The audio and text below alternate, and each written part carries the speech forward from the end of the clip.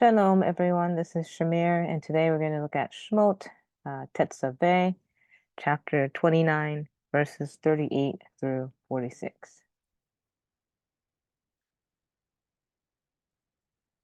So here we have verse 38.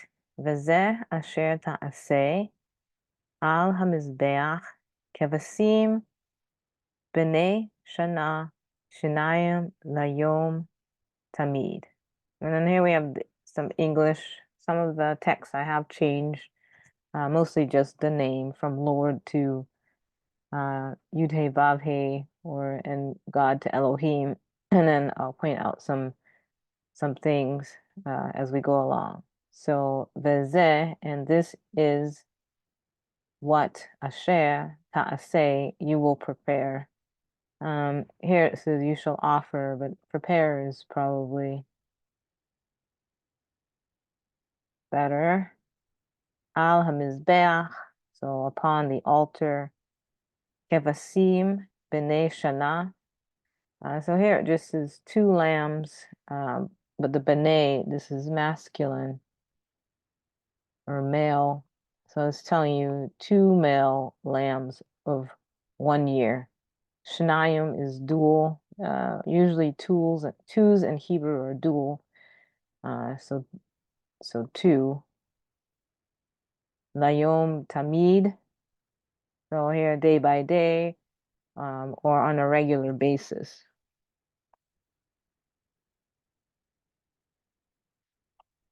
Okay, so that is verse 38. And we have verse 39. Et hakevis ha'echad ta'aseh v'boker ve'et hakevis hasheni ta'aseh bein ha'arbayim. So the first, or the one, echad is masculine, echat is feminine. So the one kevis, or one lamb, you will prepare in the morning, v'boker, ve'et hakevis hasheni, and the second, hasheni is the second.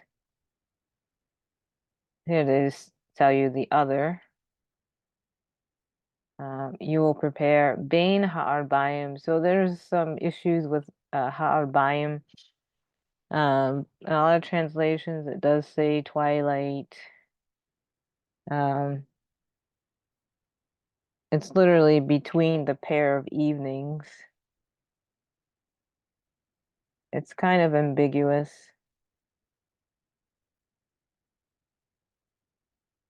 Bein is between.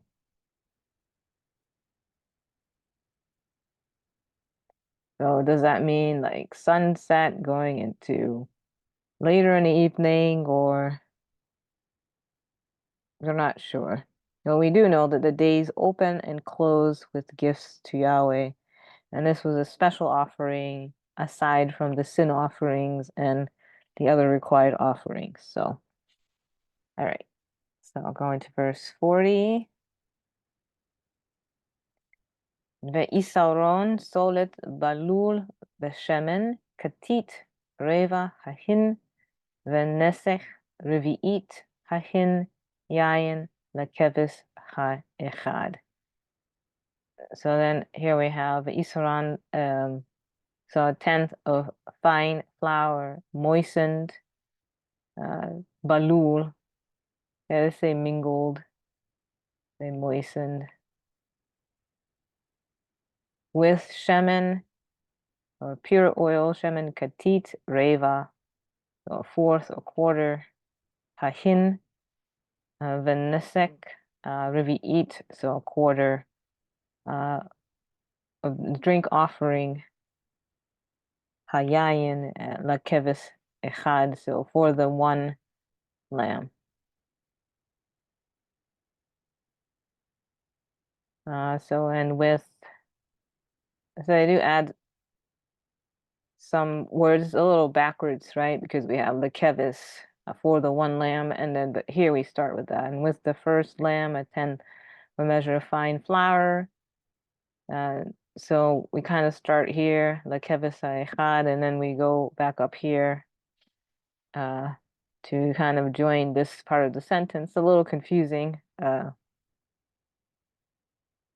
like looking, because it's almost flipped, you know. A fourth of a hin of beaten oil and a fourth of a hin of wine. So this translation takes this, brings it up top, and then continues the reading. Okay, so verse 41. ואת הכבש השני תעשה בין הארבעים כמנחת הבוקר, וכנסתה תעשה לה לריח ניחוח אישי ליהווה. So before I go up to the top, here they call it a food offering, but it's really a fire offering, ishe, an offering by fire. Even though we have these food items that are being offered, it's not really the meaning. Food offerings is just, I don't know what to say about that other than it's not what's written. So the et hakeves hasheni, so and the second, again we have second, here we have other. Ta'aseh, you will prepare, we already said, bein ha'arbayim, between the pair of evenings, as a morning offering, ken minchat haboker, ucheniska. So this actually has a third, and it's drink offering. You will prepare for it. For lereach nichoach, so for a pleasing aroma, offering by fire, a fire offering.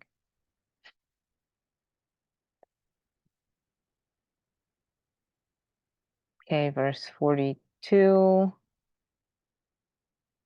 Olat tamid לדורותיכם, פתח אוהל מועד לפני יהוה אשר ייוועד לכם שמה לדבר אליך שם. We do have a little interesting change because it's something you don't see actually in English. So לדורותיכם, for your generations or genealogy, descendants.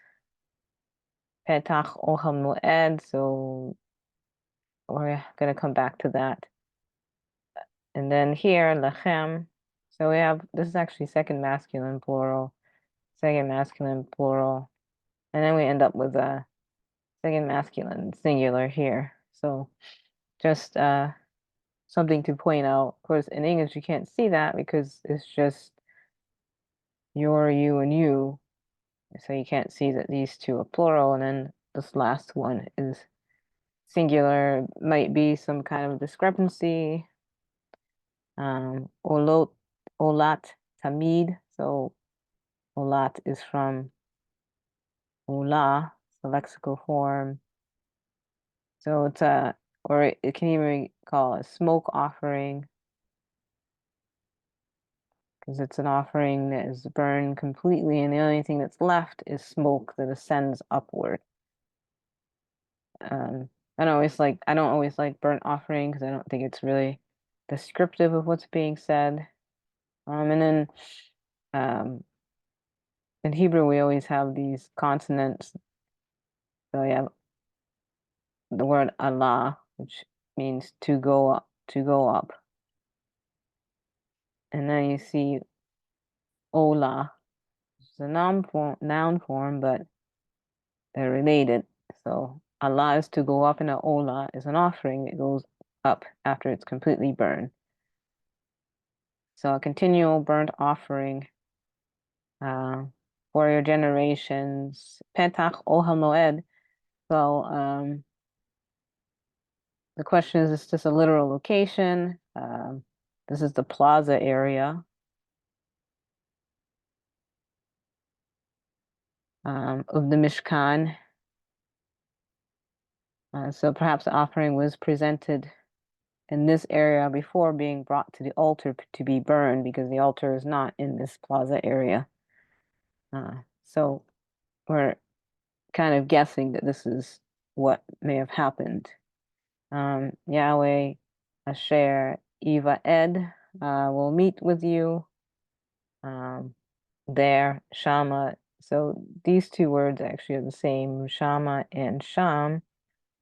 This has a directional or directional hey, we'll just say that. And then this one doesn't. It's just to tell you that there's movement. Let the bear to speak to you there. Okay. All right. On to our next verse, verse 43. Veno'alti shama livnei Yisrael v'nikdash bichvodi. I will meet with you there, make myself known to you there. And again, here we have the Shama again. So our directional hey, livnei Israel, to the sons of Israel. And it shall be set apart by my glory. Now it says sanctified. Some English words I don't always like. Again, as I said before, say, and it will be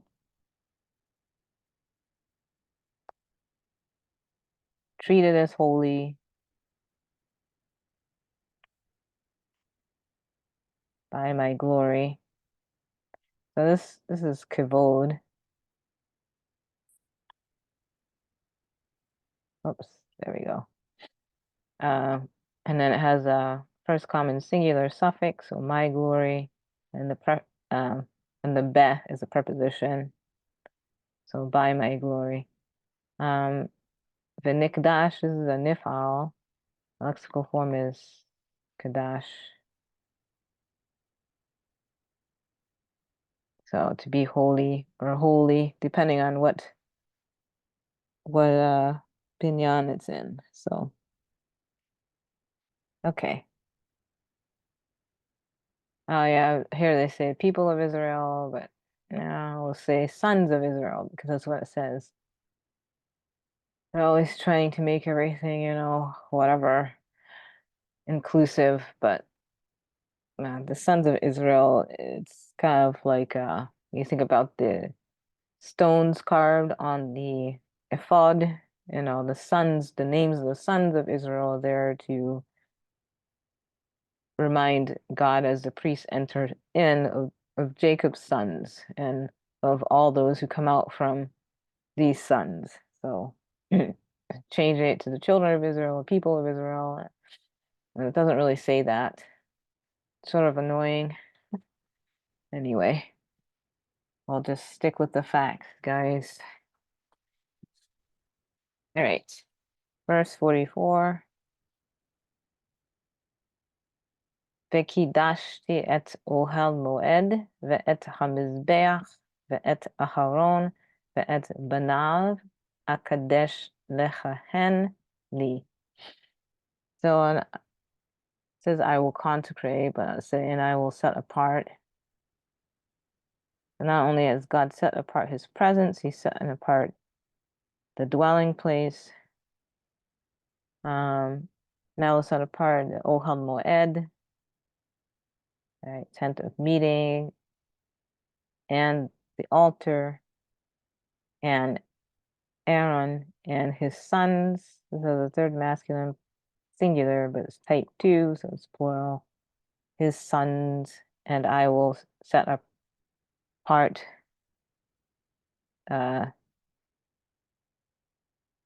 to give priestly ministry or to act as a priest to me or for me. This is actually the same word as this one. Same shorish. Kuf dalet sheen. Kuf dalet sheen. Yes, so to serve me or to give priestly ministry to me or for me. That's the idea.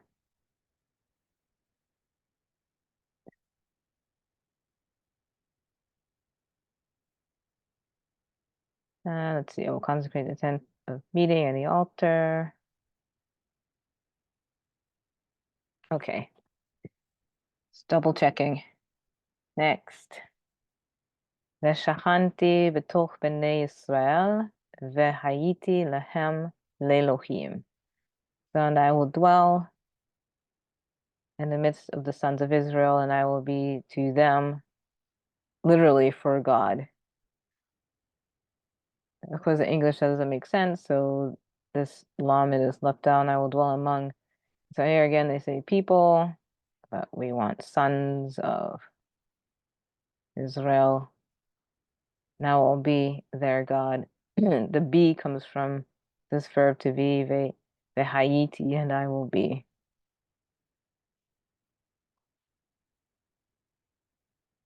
Be from haya.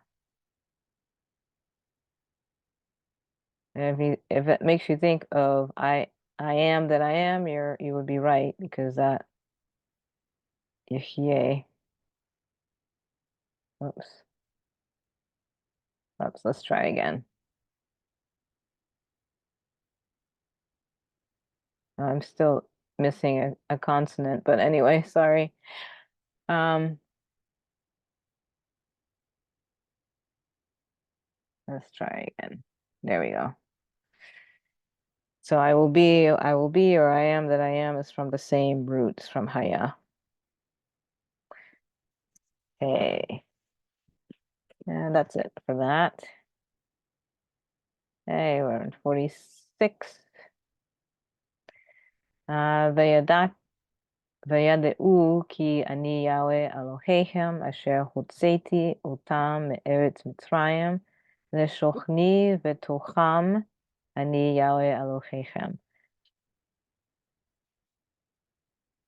I mean, and that was kind of an inclusio,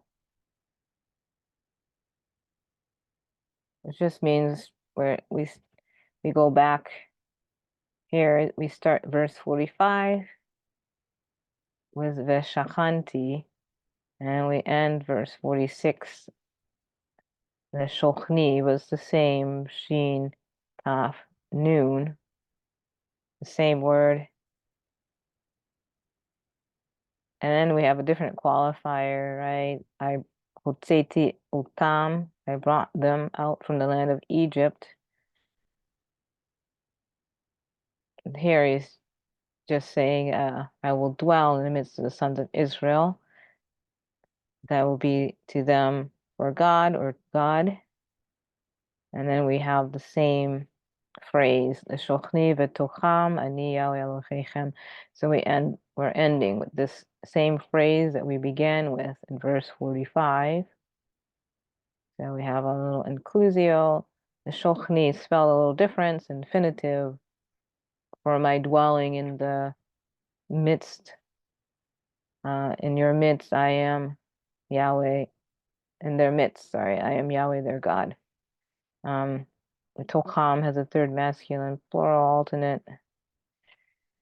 And if we go back, here we have lehem.